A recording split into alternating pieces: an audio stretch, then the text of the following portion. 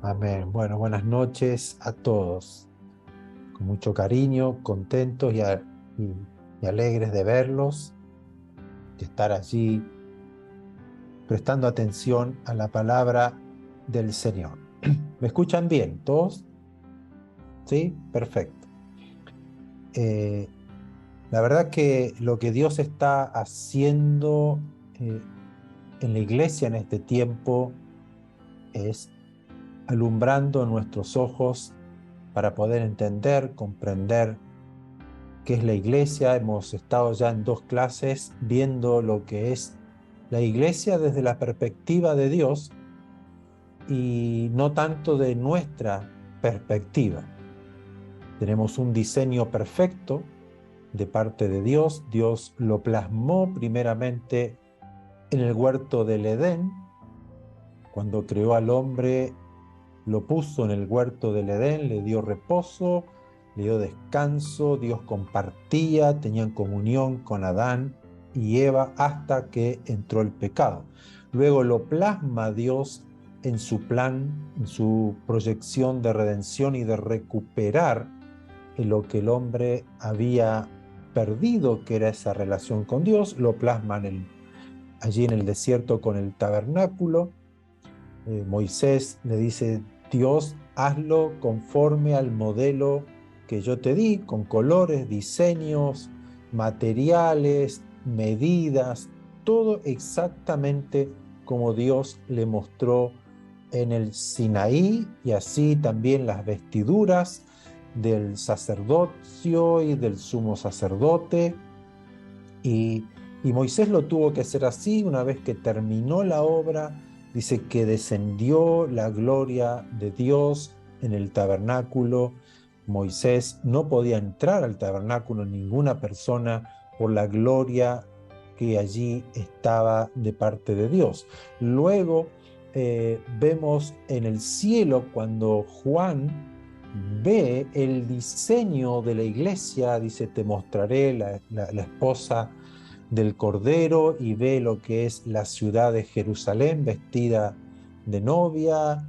Vimos las calles de oro, las perlas preciosas, el fundamento, las columnas, las puertas, todo lo que es el diseño de Dios. Una iglesia, que iglesia es comunidad, eso es lo que significa iglesia, o keilah en hebreo, o eclesia como lo vemos en el Nuevo Testamento, pero es la comunidad. Y hemos hablado que somos un edificio, somos edificados, y la iglesia para Dios no es cuatro paredes, un lugar donde nosotros nos podemos reunir, donde podemos construir hermosos edificios y ahí reunirnos. Eso no es la iglesia. La iglesia lo componemos cada uno de aquellos que han sido creyentes, que se han arrepentido, que han entendido y creído al Evangelio, las buenas noticias de Jesucristo, y van haciendo parte de esta casa, de este edificio. El Espíritu Santo viene a morar sobre la iglesia, y la iglesia es la luz del mundo, es la sal del mundo. Y estamos hablando de cómo vivir en estos últimos días. Leímos el miércoles pasado, como final, cuando Pablo le dice a Timoteo, en 2 Timoteo 3, verso 1, debes saber esto. Ahí Pablo le da unas marcas, el carácter de la sociedad del último tiempo. Hemos visto que el último tiempo se refiere en ese versículo específicamente, es el último día, ya cuando no hay más tiempo, el último puerto de la navegación de la vida. Por lo tanto, cuando tú veas esto, es señal de los últimos días, y hemos leído el carácter de la sociedad de esos últimos días. Entonces, ahí no hay necesidad de interpretación teológica, escatológica, no hay simbología, es literal. Así será la sociedad, los hombres de los últimos días. Entonces, tomando referencia en esos versículos de 2 Timoteo capítulo 3, es donde nos vamos a profundizar y meter porque la iglesia debe ser lo contrario a lo que iban a vivir o lo que iba a experimentar la sociedad de los últimos días. Porque la iglesia es luz en la oscuridad, y así como el que es injusto sea injusto todavía, y el que es inmundo sea inmundo todavía, que lo leímos en Apocalipsis, también nos habla a nosotros que si somos justos, practiquemos la justicia todavía, y si somos santos, santifiquémonos todavía. O sea, que para los últimos días la iglesia debe ser más santa, más justa. Y vimos que la vestimenta, la ropa de la iglesia es lo que reflejamos, es de lino fino, que son las acciones justas de los santos. O sea, nuestras obras, lo que nosotros hacemos, es lo que refleja quiénes somos. La iglesia para Dios es una iglesia gloriosa, es una iglesia santa, sin mancha, sin arruga, ni cosas semejantes. O sea, no hay inmundicia en la iglesia para Dios. Es una iglesia gloriosa. Por lo tanto, teniendo esa imagen de iglesia, en la cual nosotros tenemos que proyectarnos como iglesia y entender lo que somos en esta sociedad, es donde nosotros tenemos que prestar atención a lo que vamos a hablar hoy. Ya vamos a entrar bien en detalle en esta clase, en este miércoles, en esta enseñanza, en este estudio. Y para mí ha sido de mucha bendición lograr entender lo que Dios quiere para nosotros en este tiempo. La iglesia debe estar vestida, o sea, las ropas de la iglesia, la vestidura de la iglesia debe ser el Señor, debe reflejar la vestimenta de Jesucristo. O sea, ¿qué es la vestimenta? No es la ropa, sino son las acciones. Las obras que nosotros hacemos deben reflejar a Cristo, no solamente las palabras. Yo puedo predicar, puedo ser un pastor, puedo ser un ujier, un colaborador, un diácono de una iglesia, puedo cantar, puedo enseñar, puedo tener miles de actividades dentro de una institución religiosa, dentro de la iglesia. Yo puedo hablar bonito, puedo gritar, puedo saltar, puedo danzar, puedo cantar, ser un director de alabanza, un levita, llámese como se llame, pero el mundo, la gente, no va a creer si yo no manifiesto por mis obras a Cristo. Y esto lo vamos a ver ahora más en detalle, porque la gente ve qué vestimentas yo tengo puestas. Como diría alguien, ¿de qué estás hecho?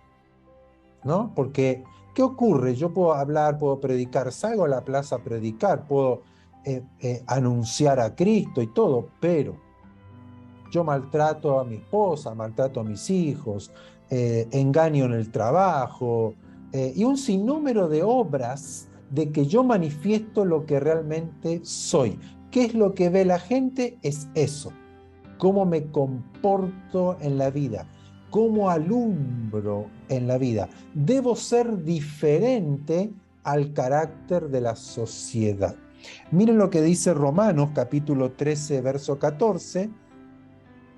Está hablando de las actividades, de que no debemos hacer ciertas cosas. Dice, sino vístanse del Señor Jesucristo, vístanse del Señor Jesucristo y no provean, no alimenten los deseos de la carne. No le den alimento, no le den lugar, no provean, no inviertan para los deseos de la carne. Efesios capítulo 4, versos 22 al 24. En cuanto a la pasada manera de vivir, despójense del viejo hombre que está viciado conforme a los deseos engañosos y renuévense en el espíritu de su mente y vístanse del nuevo hombre creado, fíjense bien, creado según Dios en la justicia y santidad de la verdad. ¿Esto qué significa? Ahora, como creyentes, como limpiados, perdonados, purificados, como iglesia, como hijos de Dios, vístanse, pónganse las ropas de Jesucristo. Pónganse las ropas del nuevo hombre. Hemos nacido de nuevo.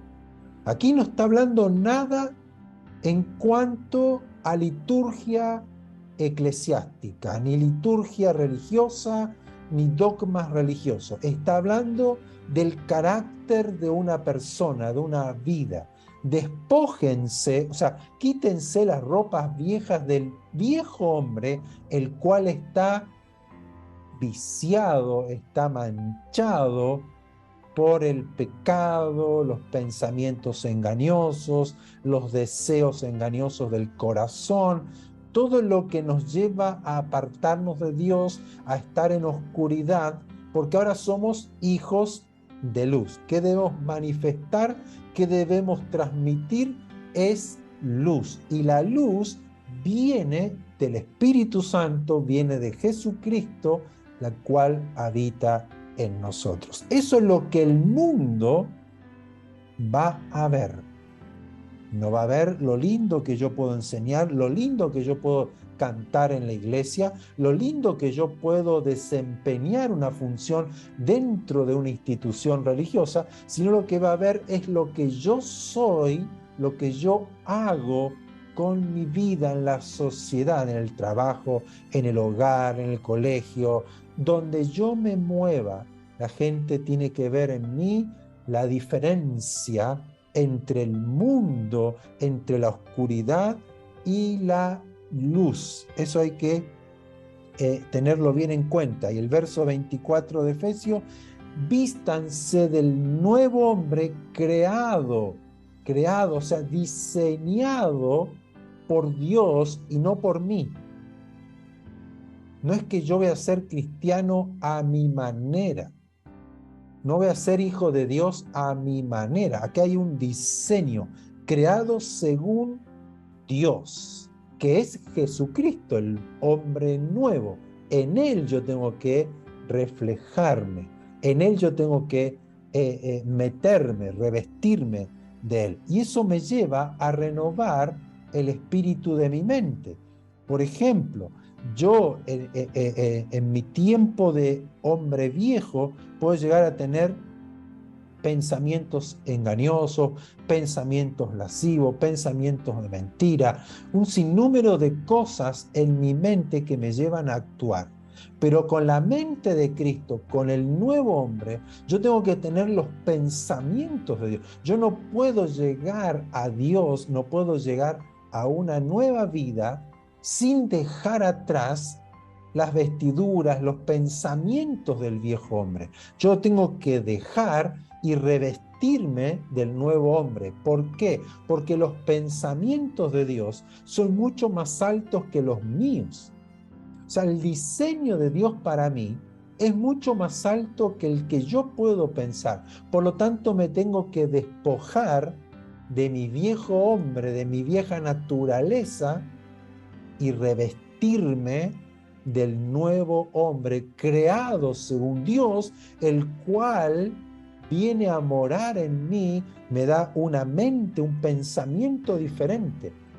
Es ahí donde yo comienzo a disfrutar a Dios, a conocer a Dios, a entender los pensamientos de Dios, porque dice que son mucho más altos que los míos. O sea, como si fuera inalcanzable, pero el hecho de que yo ahora soy revestido del nuevo hombre, los pensamientos de Dios vienen a mi vida y por lo tanto es ahí donde comienzo a vivir una nueva vida. Es necesario como iglesia, como hijo de Dios, como hijos de Dios, que nosotros entendamos esto.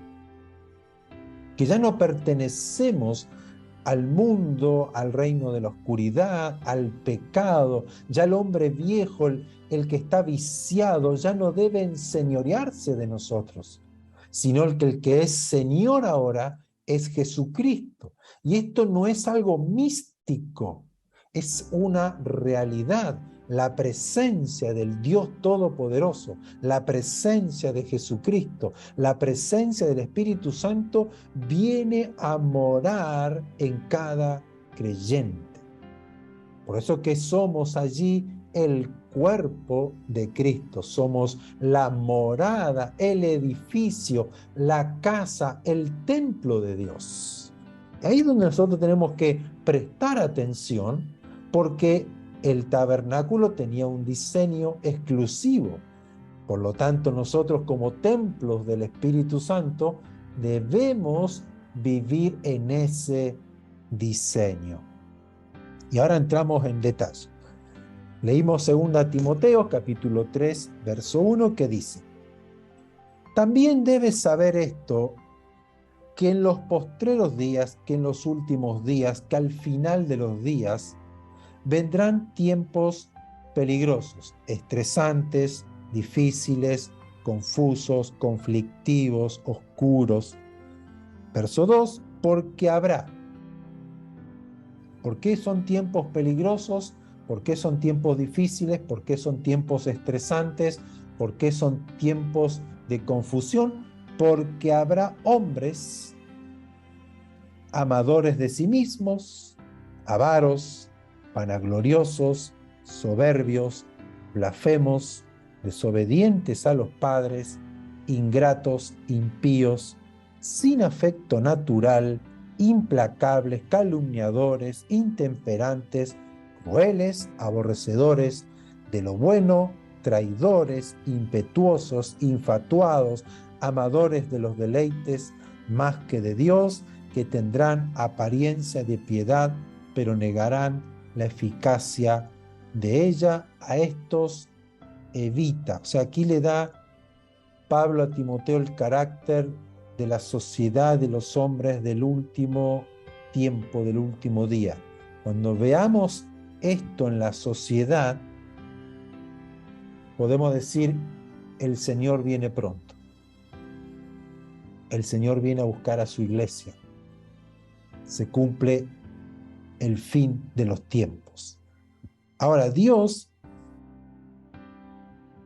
quiere que nosotros, como iglesia, como sus hijos, como aquellos que anunciamos buenas noticias, reflejemos lo contrario a lo que la sociedad refleja. Y vamos a hablar ahora de hombres amadores de sí mismos, el primer punto. Amadores de sí mismo, una sociedad donde se vuelve egoísta. El punto de partida para hacer algo soy yo. O sea, si no tengo una recompensa, no tengo algo a cambio de lo que yo haga, no lo hago. ¿Qué beneficio voy a tener en esta actividad, en este trabajo, con esta mujer que me voy a casar o con este hombre que me voy a casar? Buscando siempre el beneficio personal, amadores de sí mismos. Si bien nosotros como personas debemos amarnos y ir puliéndonos, ir mejorando como personas, aquí lo que se refiere a amadores de sí mismo es aquella persona que vive para sí mismo y el centro de su vida es él. Por lo tanto, ¿qué vemos hoy en la gran mayoría de la sociedad? Es donde haz lo que mejor te sientas, vive lo que dice tu corazón, no te limites a nada. Si tu corazón te dice que lo hagas, hazlo, busca tu felicidad, busca el placer a como sea.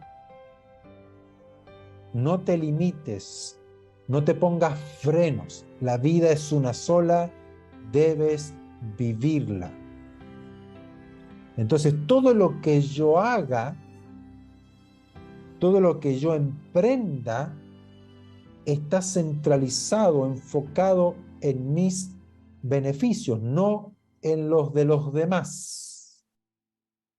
Entonces, en mi trabajo, lo único que busco es mi posición, es mi lugar, es crecer, es desarrollarme a costa de cualquier cosa. Es una persona egoísta, no le interesa su compañero de trabajo, no le interesa la empresa, no le interesa el dueño de la empresa, no le interesa nada. Lo único que tiene como objetivo es llegar a crecer, desarrollarse, ganar y llegar a la meta que él tiene.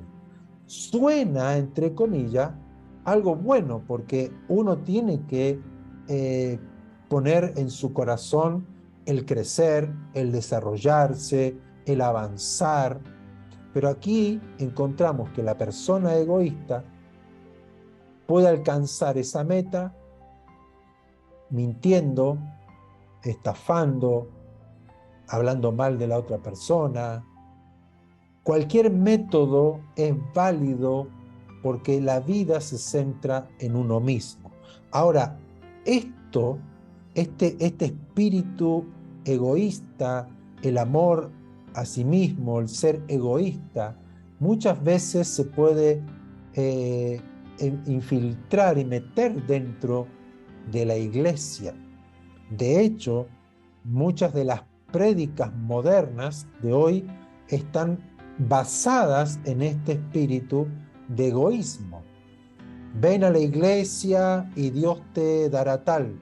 Ven aquí, ponte en el equipo del Señor y Dios te proveerá y Dios te sanará y Dios hará esto por ti. O sea, los libros, muchas cantidades de libros de autoayuda que se centran en uno mismo. Y muchas veces en la iglesia se ha predicado y se predica un evangelio basado en el egoísmo. La gente va a la iglesia, viene, escucha, creyendo que Dios hace todo en base a mi vida. Entonces, ¿qué hago? Yo vivo la vida como a mí se me antoja y añado a mi vida a Cristo. Bueno, yo voy a creer, es como hacer una lista de petición, es decir, aquí estoy, esto es lo que yo necesito. Y no es así.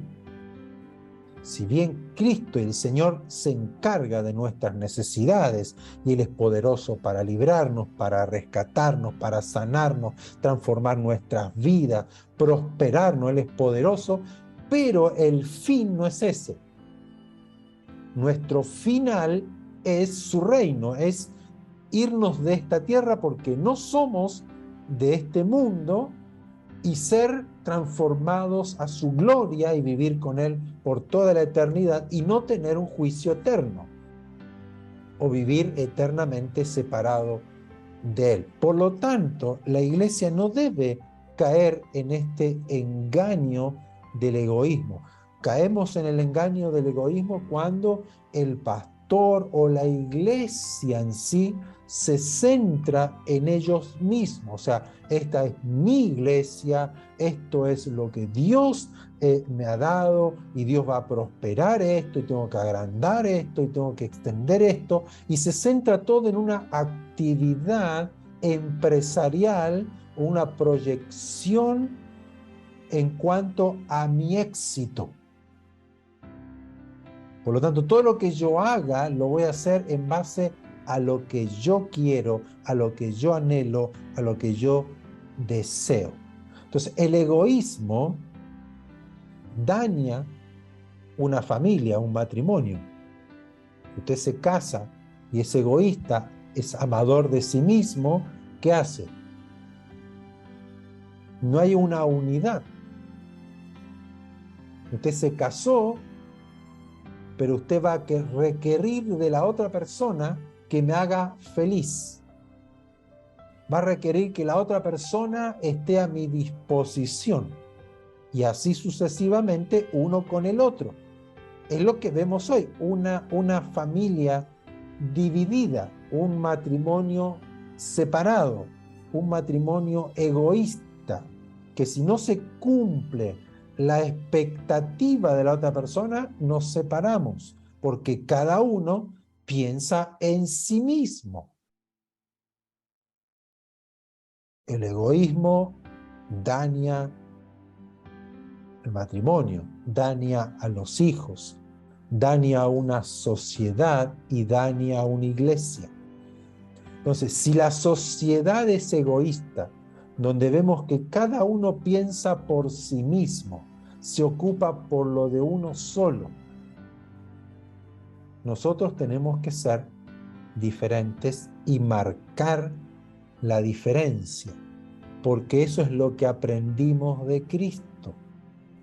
Vamos a leer Romanos 15, 1 al 3, que dice, Romanos 15, 1 al 3. Así que los que somos fuertes debemos soportar las flaquezas de los débiles y no agradarnos a nosotros mismos.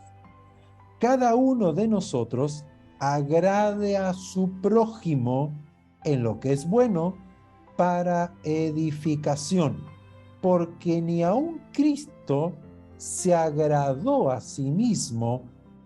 Antes bien, como está escrito, los vituperios, la blasfemia, los insultos de los que te insultaban cayeron sobre mí. ¿Qué hizo Cristo? Cargó sobre él todos nuestros pecados, nuestras cargas. O sea, la enseñanza de Cristo, el que se dio por los otros, se nos pide a nosotros ahora hacer lo mismo.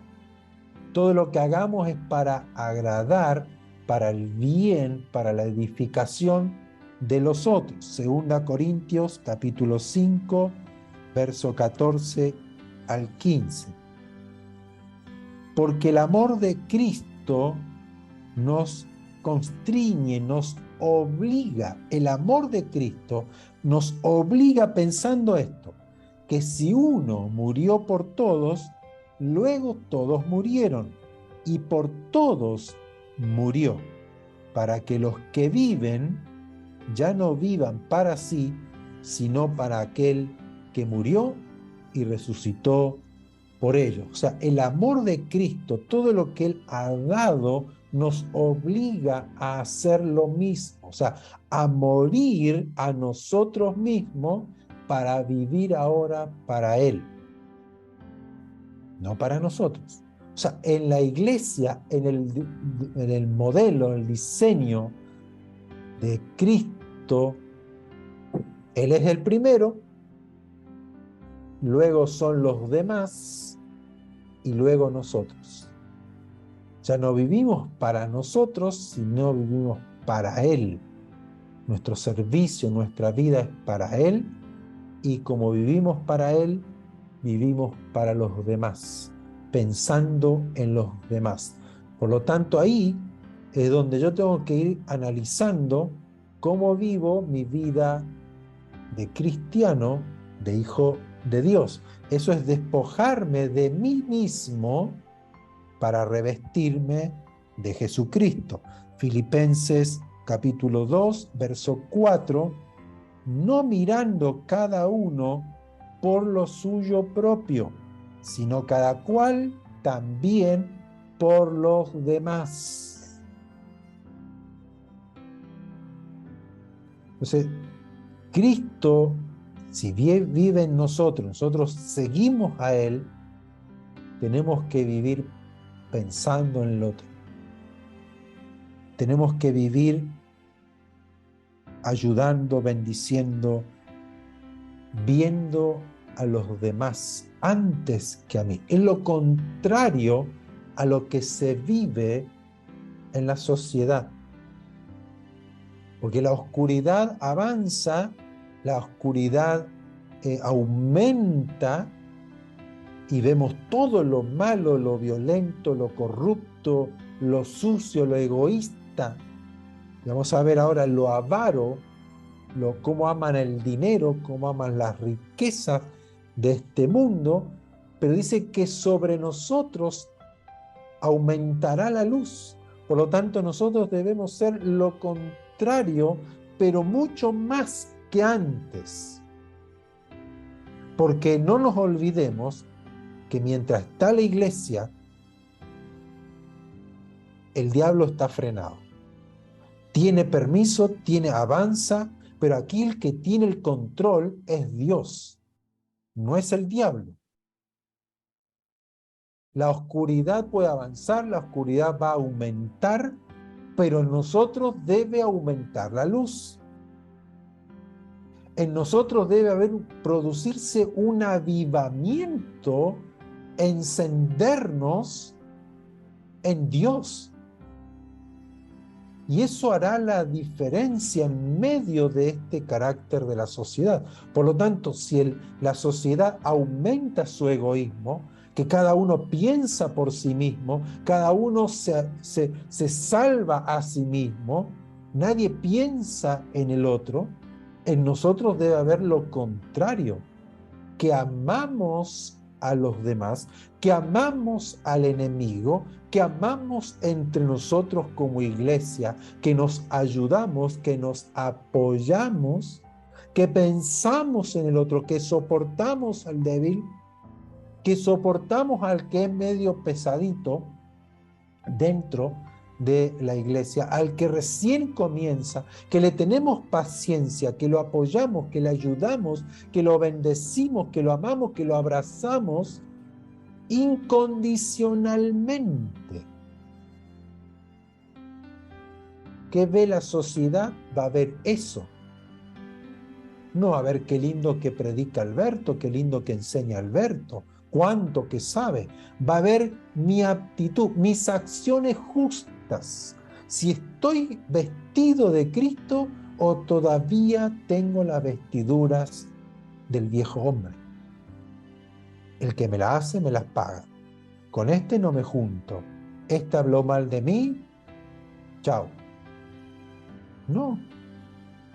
Que en mi matrimonio hay amor, hay perdón, hay unidad, que pensamos el uno para el otro, qué le gusta a mi esposa, qué le gusta a mi esposo, voy a agradar a mi esposo, voy a agradar a mi esposa, le voy a ayudar, hay una unidad, no que el hombre es el hombre y yo me siento y yo soy el hombre.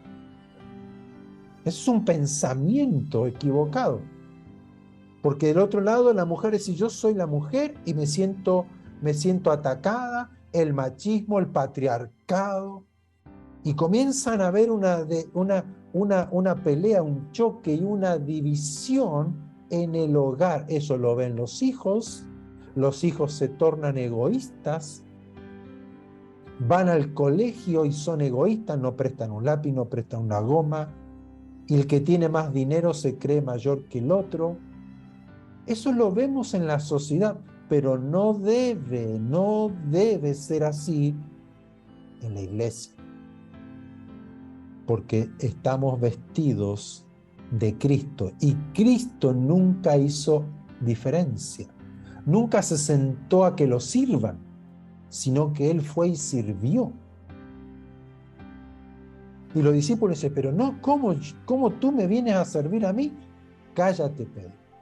Porque si no, no tienes parte.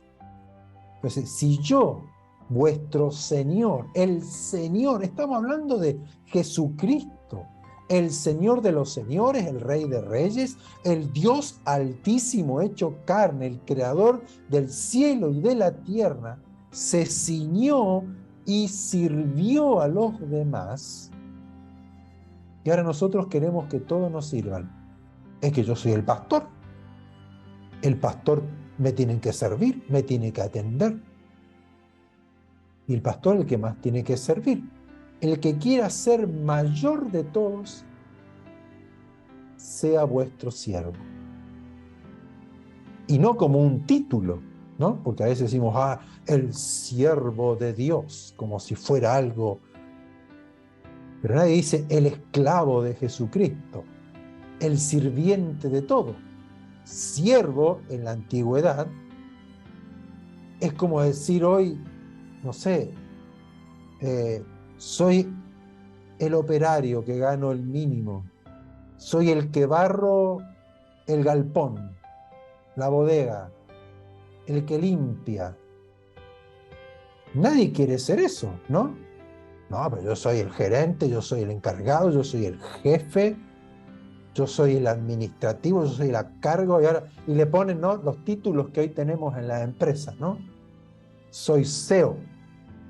Bueno, yo soy un cero a la izquierda, pero bueno, soy CEO, soy management, no sé, títulos que ni ellos saben lo que significa, pero bueno, está ahí, en la tarjetita, a pie del mail. Nadie dice asistente, siervo, el ayudante de... No. Todos nos gustan los títulos, eso es egoísmo. Pero la iglesia, Dios nos ve como siervos. ¿Cuántos servimos? Porque el servir habla de Él, de Él. Y eso es lo que nosotros debemos manifestar. Y luego están los avaros, amadores de sí mismo y amadores del dinero. Todo se hace por dinero, el tener más, el querer más. Hay una codicia. Hoy nos da un estatus social el tener más y más. Y eso lo vemos en la sociedad que se vende al mejor postor, al que mejor paga. Yo me vendo, ya no hay fidelidad, ya no hay compromiso, responsabilidad. O sea, lo hago todo por dinero, una avaricia. Y se premia al que más tiene. Eso es una sociedad actual. Hasta los mismos políticos se venden a un partido político si tienen un beneficio. O sea, no me importa nada, como alguien diría, me importa un bledo el país.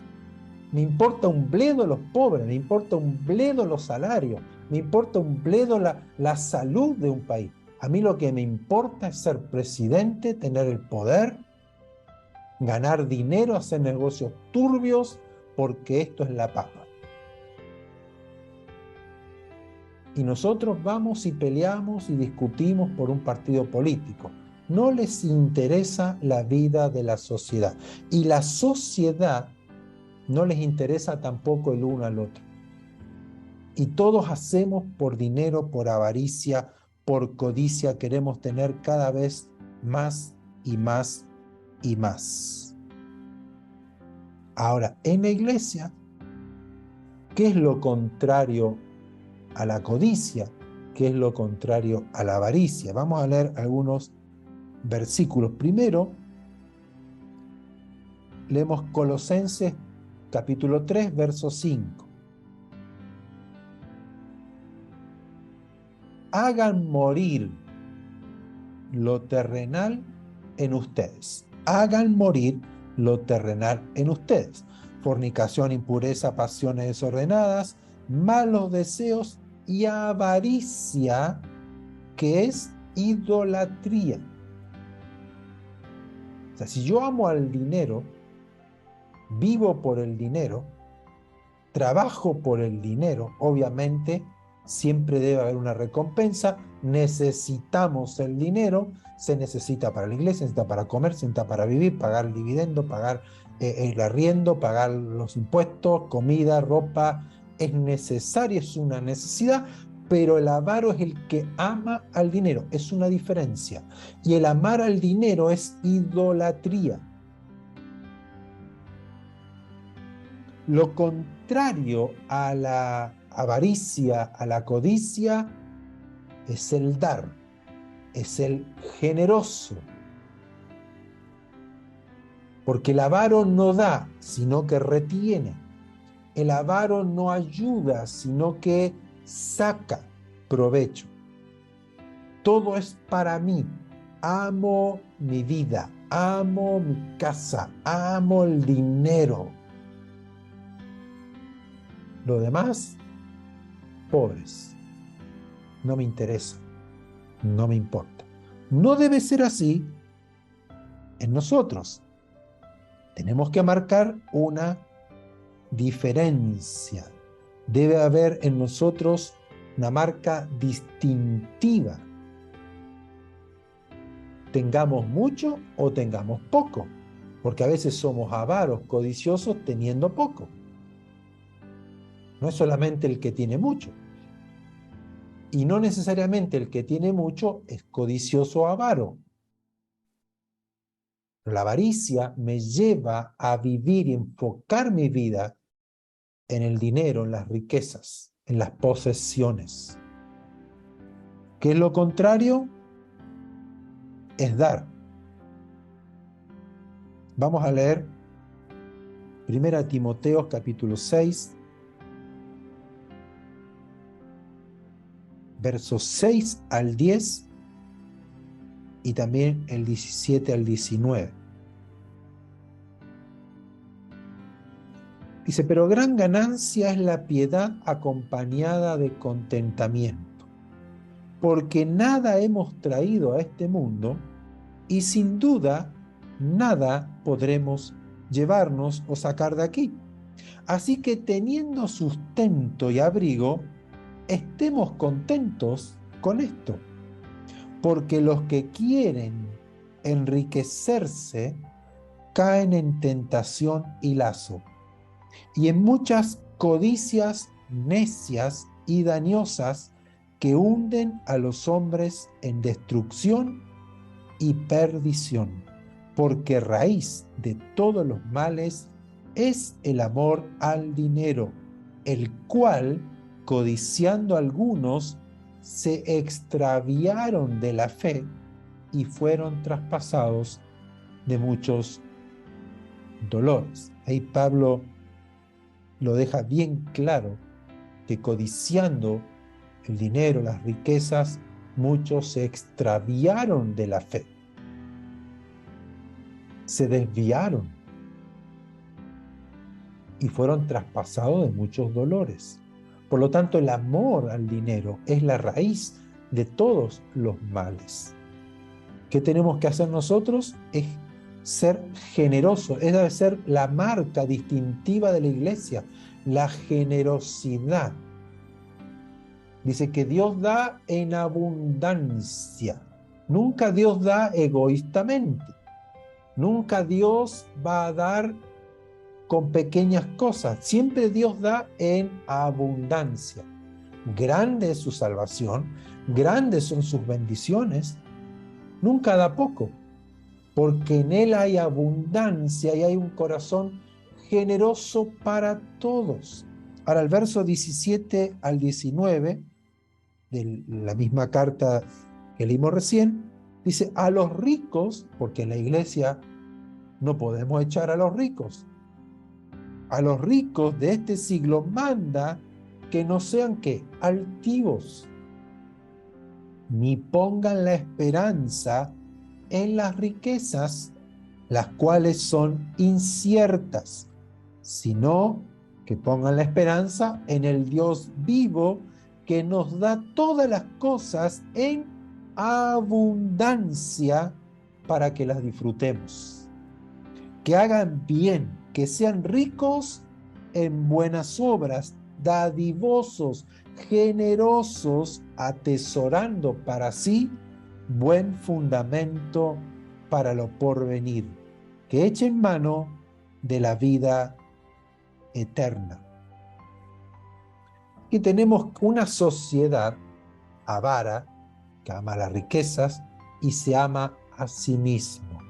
Cuando vemos eso, Tenemos que decir, estamos en los últimos días.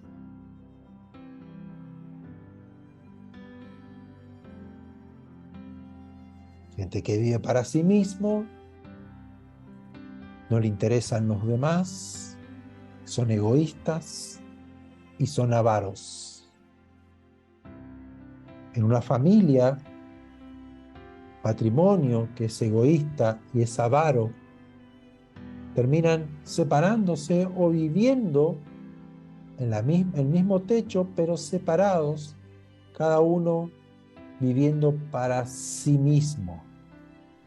Yo he visto matrimonios que compiten quién es mejor que el otro. Matrimonios que hacen diferencia en el dinero. Esto es mío y esto es tuyo. Esto es lo que yo gano, esto es lo que tú ganas. Y en el matrimonio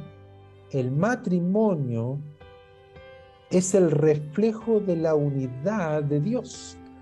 Es el parámetro que Dios toma como la iglesia, que es uno, que es uno.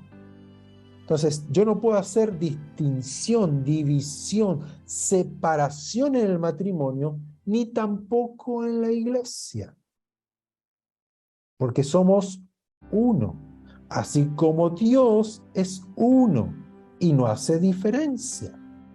No hace diferencia entre el Padre, el Hijo y el Espíritu Santo, nos da el ejemplo. Si bien Dios es uno, no hay tres dioses, pero nos da el ejemplo de unidad.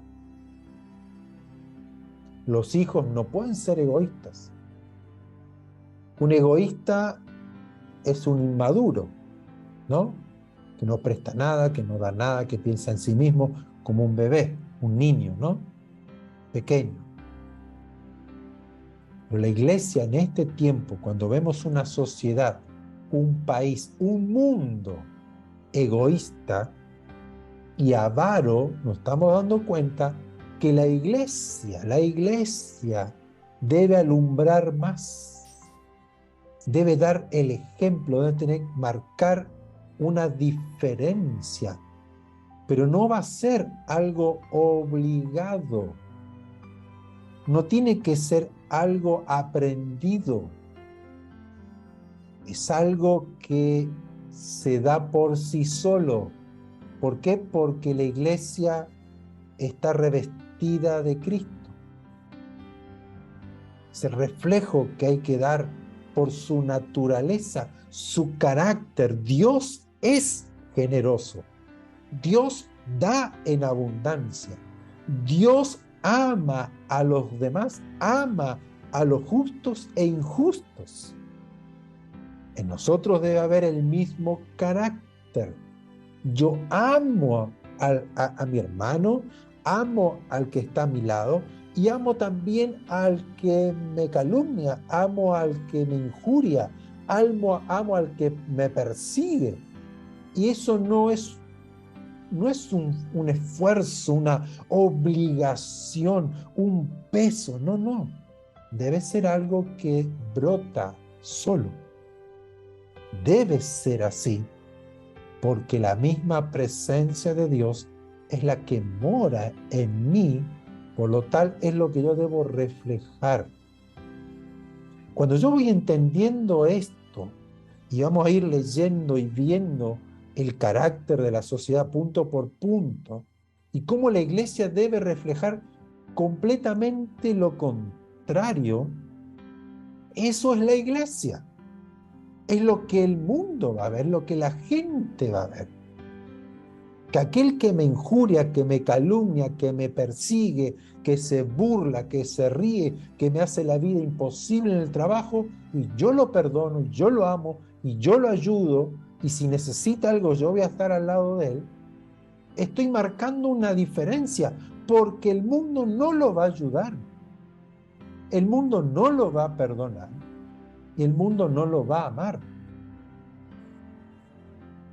Entonces allí yo tengo que ver si estoy alumbrando en medio de una generación maligna y perversa.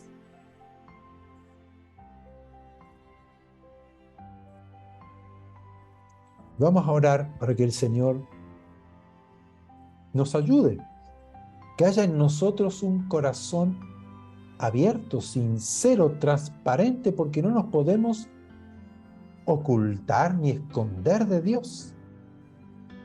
Él nos conoce tal como somos. Él sabe quiénes somos. Entonces, primero, despojarnos del viejo hombre, cambiar nuestros pensamientos.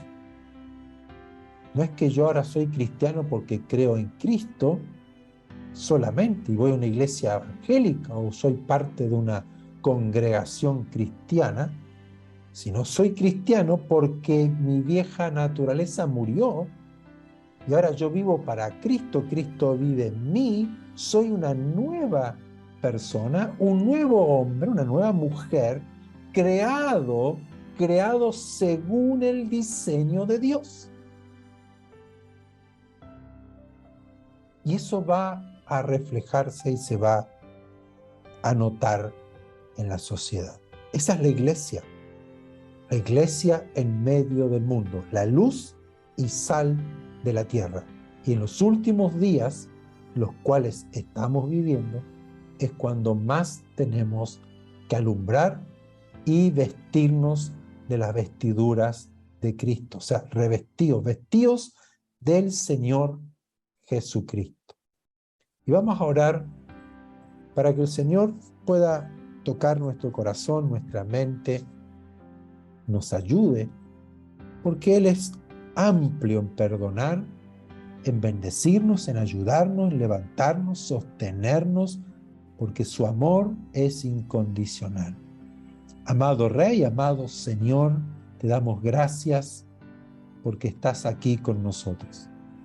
Gracias porque hemos abierto tu palabra, nos hemos metido en tu palabra, nos hemos profundizado en tu mensaje, en lo que tú quieres hacer en nuestras vidas y en lo que tú quieres que nosotros seamos y manifestemos en esta sociedad. Señor, si hay en mí un corazón egoísta, codicioso, avaro, Padre, perdona y límpiame. Señor, que mi vida pueda hoy pueda morir a esta aptitud, a este deseo, a este anhelo y revestirme del nuevo hombre. Ponerme las vestiduras de Jesucristo, quien ama, quien trabaja y sirve a los demás, quien perdona, quien está pensando y viendo la necesidad del otro, sirviendo al otro, no amándose a sí mismo, no es egoísta. Señor, que yo pueda tener un corazón dadivoso, generoso, que no ame la riqueza, que no ponga mi corazón ni mi confianza en el dinero ni las riquezas, las cuales son nada, hoy están y mañana desaparecen, sino que pueda tener un corazón que confía plenamente en ti, que me das todo lo que yo necesito en abundancia para disfrutarlo, para alegrarme con mi familia, con mis seres queridos, pero que nunca ponga mi corazón ni ame las riquezas, y las pueda utilizar con sabiduría y poder bendecir a otros con lo que tú me das. Señor, que tú cambies, si en mí hay estas dos características, Señor, de una sociedad que es maligna y perversa, corrupta, sucia, oscura, que necesita la luz del Señor. Que si en mí hay estas características, Señor, ayúdame a despojarme, a librarme por tu poder, por tu presencia, por el Espíritu Santo que tú has puesto en mí. Poder morir al egoísmo y a la avaricia, a la codicia, en el nombre de Jesús. Recibo de ti, Señor, tu paz, recibo tu perdón, tu ayuda, tus fuerzas.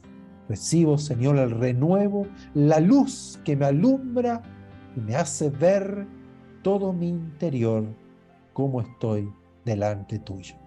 Y ayúdanos como iglesia a manifestar tu gloria, a ser una iglesia gloriosa, sin mancha, sin arruga, una iglesia que brille en medio de la oscuridad de la noche que está avanzada, pero sobre nosotros, sobre tu pueblo, amanecerá tu luz y tu luz viene sobre nosotros para que nosotros podamos brillar. Ayúdanos, Señor, a no solamente ser aquellos que hablan, que enseñan y predican tu palabra, sino que la viven, que hay acciones en nosotros que manifiestan unas vestiduras diferentes, de lino fino, preciosa, brillante, de gran precio, que alumbran y transmiten la vida de nuestro Señor y Salvador Jesucristo. Padre, gracias por tu amor, gracias por tu bendición, por tu palabra, y sigue trabajando, obrando en mi corazón, en el nombre de Jesús. Amén y amén.